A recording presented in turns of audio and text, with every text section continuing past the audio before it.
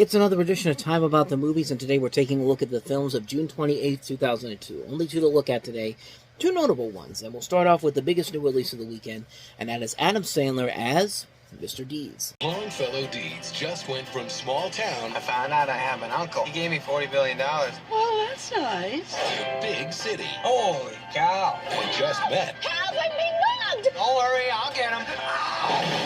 the girl of his dreams. He writes greeting cards. I try. Adam Sandler, Winona Ryder, I promise to love you for 50 years more, even when your bosoms sag down to the floor.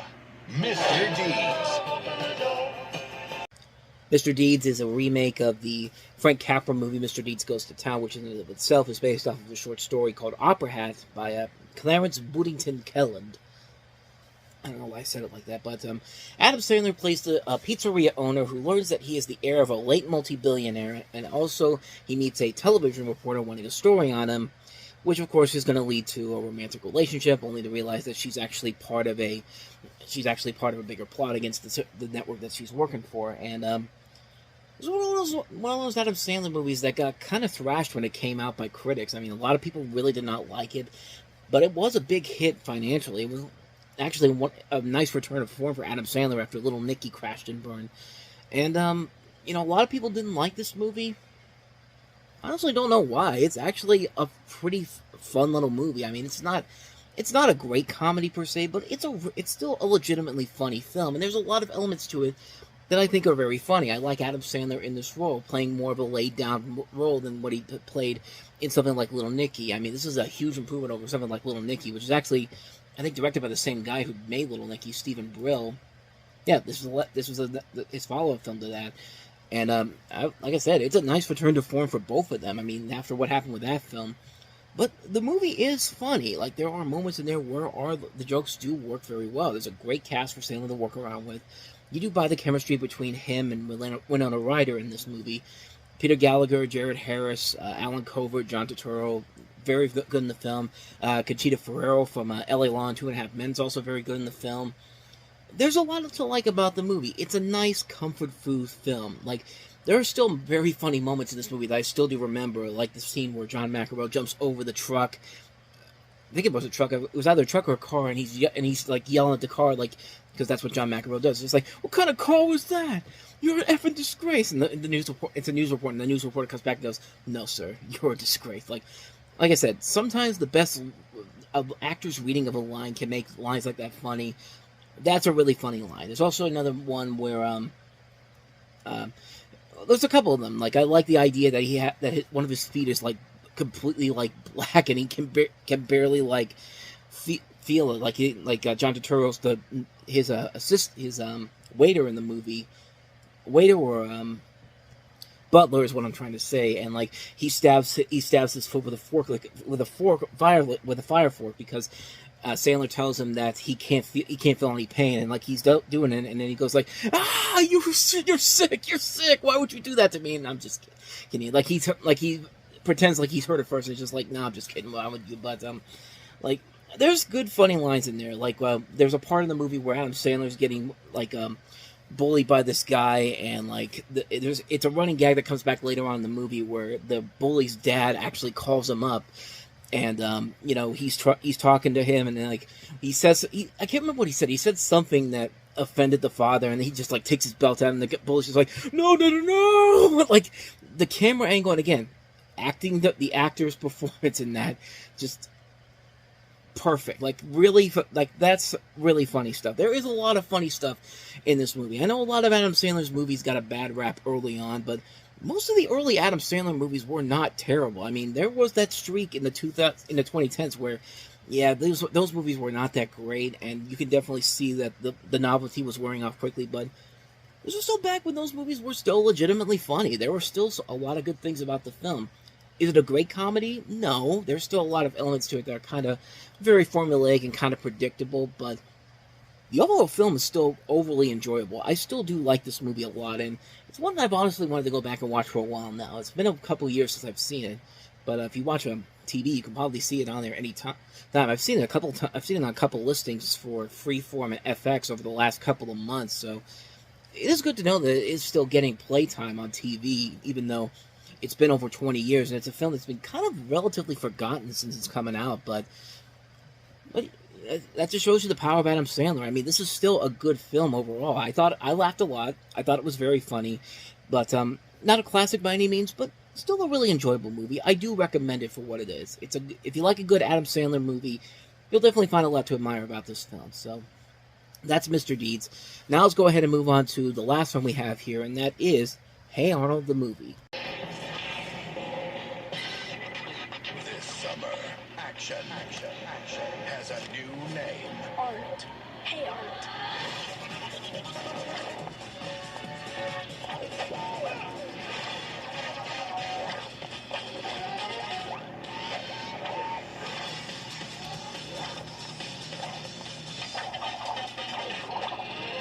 Saving the neighborhood. Rocking your world! Who said you could touch me? Hey Arnold, the movie, rated PG, headed only to theaters. His elbow actually touched me. Oh.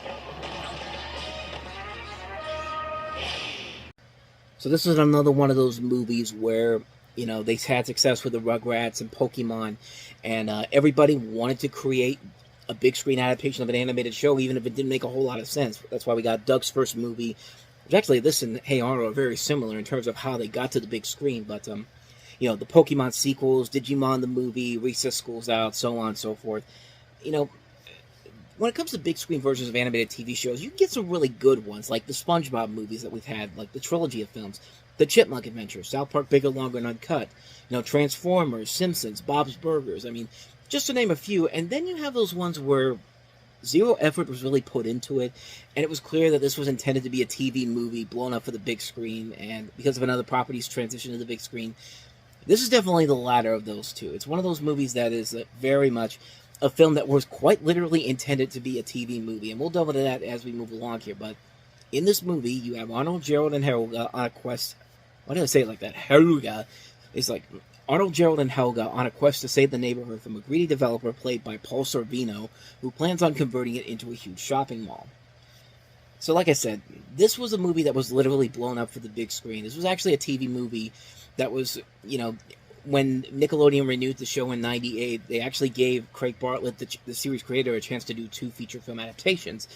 And so in 2001, this was supposed to be the first of those 2. Arnold Saves the Neighborhood was the original title of it. And it was originally supposed to go to TV and home video, but then became a movie for theatrical release when Paramount decided to release it theatrically after successful test screenings. And it was also helped by the fact that the Rugrats movies did so well. And they were also going to do the sequel being the Jungle movie, which, you know, eventually became that in 2017, which honestly is still is the far superior movie comparing the two. But back then it was canceled when the film failed to make money.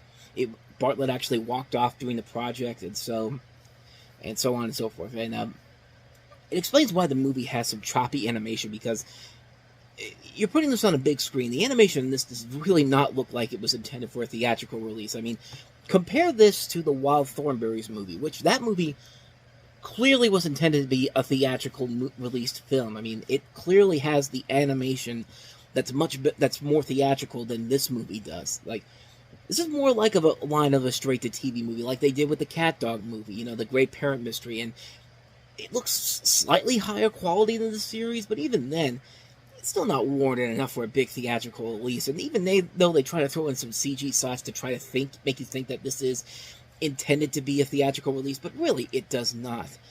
The story does not make a whole lot of sense either. I mean, we get it. Arnold's neighborhood is going to be torn down by this greedy developer, but when they reveal the reason why this developer is tearing it down and what the focus of the film then becomes, it really is one of the dumbest things ever. The reason why the developer is so hell-bent on tearing down this neighborhood is because of the Tomato Incident, a major Revolutionary War battle fought in the city. And Arnold realizes that the neighborhood has to have been declared a historical district after the war, effectively ensuring its preservation. But the legal document granted by its landmark status had been sold to a collector, and it's the bad guy himself, who also turns out to be an ancestor of the governor of the British forces, and was humiliated because of it. And this raises so many questions about how ridiculously stupid this plot is that I really do not have the time to go into it, everything that is wrong with this film. But It makes no sense whatsoever how nobody in the mayor's office had any information in their history books, and it took all these people working for the obvious bad guy to delete all forms of information regarding it. And I think you know exactly where I'm going with this, so let's move along from there. But they also add characters in here that serve no purpose to the story whatsoever with a star involved. I mean, that's the only reason why they're there. I mean, you got Christopher Lloyd, who shows up as a coroner, and it's a cool-looking design. It's Christopher Lloyd doing Christopher Lloyd. I mean, what more can you ask for him? He shows up in one scene where he gives out information to Arnold and Jared about where the document is. Never shows up again. And then you have Jennifer Jason Leigh playing a secret agent who just helps Gerald and Arnold out with weapons and suits, and never returns again to the very end of the movie. No real character development, no real purpose to be there, except that they're big-name stars. I mean, okay, maybe Jennifer Jason Leigh.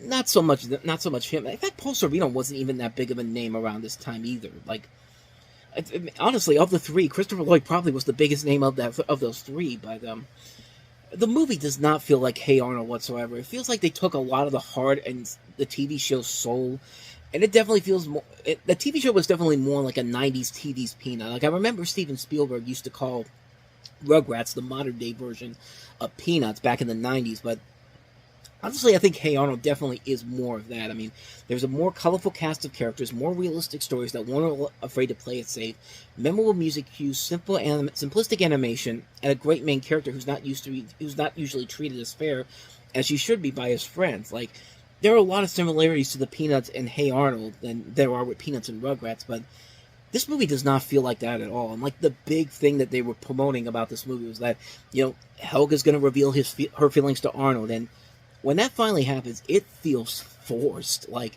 it just feels like it comes out of nowhere, and it's completely a non-factor when the movie is over. It's just like everything goes back to normal. It's just like, yeah, I was just fucking with you, man. But that's why I like the Jungle movie more, because not only did that do that story much better, but when they reveal that Arnold and Helga had feelings for Arnold, it was more legitimate in there. It made sense, and the reveal was more natural. It felt more refined than what they were trying to do in this movie. It's like they took all the wit and charm and heart out of the show and just made a quick cash grab. It's a lackluster animated film, a script that's all over the place, a lot of pointless characters that have no reason to be there, a heavily flawed villain's motivation. It just does not feel like what a Hey Arnold movie should feel like. The Jungle movie is what a Hey Arnold movie should feel like, especially considering the story they had been building all the way back to the beginning of the show, with the story about how Arnold's parents were adventurers, and they set the whole thing up, and they were setting that sequel up with the last episode of the show, and it didn't happen for a good 15 years. But when it finally did, it was more than worth it to get to that point, because that's still a great movie, the second one, the Jungle movie, which I highly recommend checking out if you have yet to see it yet. This just feels like a wasted opportunity to bring the series to the big screen the right way. It just feels soulless. It feels empty. That's the best way to describe this movie. Empty. Void of anything that made the original series great. Feels like a bad cash grab, and just you'd better off just skipping that one. Go watch the Jungle movie. It's a far better film. And so with that said, that wraps up another edition of Time About the Movies. The next time we meet will be in the middle of 2002, 4th of July weekend, with 3 notable movies, including Tommy Lee Jones and Will Smith in the sequel Men in Black 2. We also have Little Bow Wow in Like Mike, and we also have another animated series blown up for the big screen in the Powerpuff Girls movie, with better results. I'll delve more into that on tomorrow's show. But until then, thank you so much for watching, and if you want to see more videos like this, please hit the playlist on the next page, check out the previous episode, and also don't forget to hit the like and subscribe button if you want to see more videos like this on this channel. So with that said, I am off. I will see you guys next time, and until then, as always, take care.